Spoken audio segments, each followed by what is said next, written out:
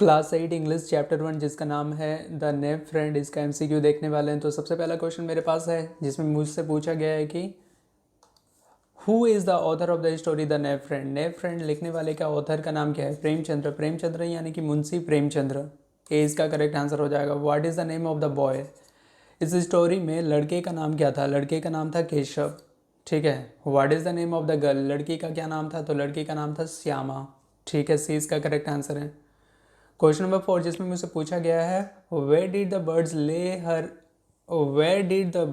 ले her eggs in the story the naive friend. चिड़ियों ने अपने अंडे कहाँ पे दिए थे? तो बोलेंगे अबव द कॉर्निस। बी इसका करेक्ट आंसर है।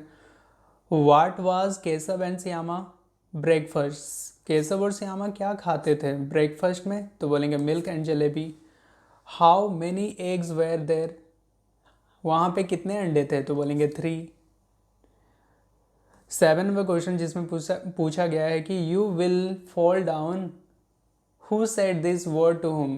तुम गिर जाओगे, ये किसने किससे कहा? किसने किससे कहा? तो केशव ने श्यामा से कहा। सी इसका करेक्ट आंसर है। Question number 8 what did the children do to protect the eggs.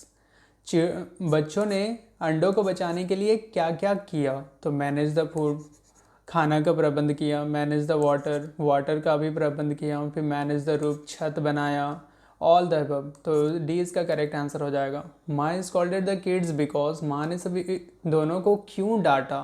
दोनों को क्यों डांटा? दोनों बच्चों को क्यों डांटा? दोनों बच्चों को इसलिए डांटा क्योंकि दोनों धूप में बाहर खेल रहे थे। तो आंसर हो जाएगा they did not sleep but roamed round in the afternoon.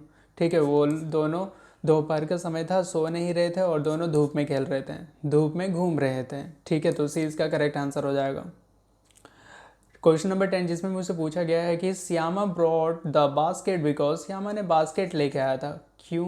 Basket क्यों लेके आया था? तो क्योंकि बोलेंगे Keshav decided to use it to protect the birds from the sun. Keshav ने ये डिसाइड किया था कि इसको न चिड़ियों के घोंसले के ऊपर रख देंगे, ये एक तरह का धूप से बचाव करेगा, इसीलिए श्यामा बास्केट लेकर आई थी।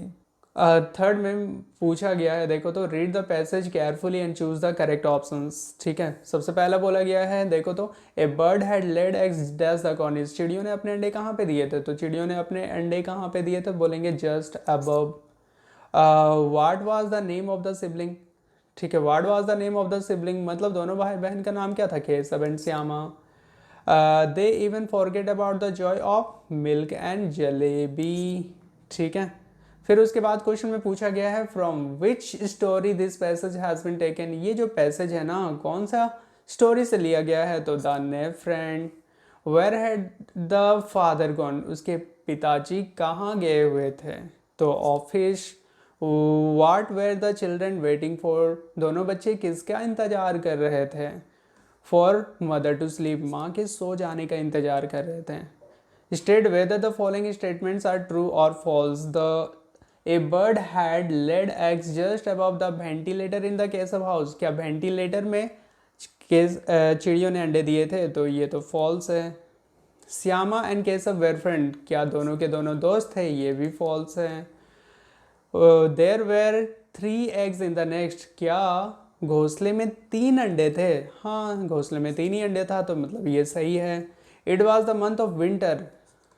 क्या सर्दी वाला महीना चल रहा था, ठंडा वाला महीना चल रहा था? तो ये तो गलत है। Keshav felt pain when the eggs broke. जब अंडे टूट गए थे तो उस समय केशव को बुरा लग रहा था, ये तो सही है। फिर आगे क्वेश्चन में मुझसे पूछा गया है फिल इन द ब्लैंक्स में द स्टोरी दिस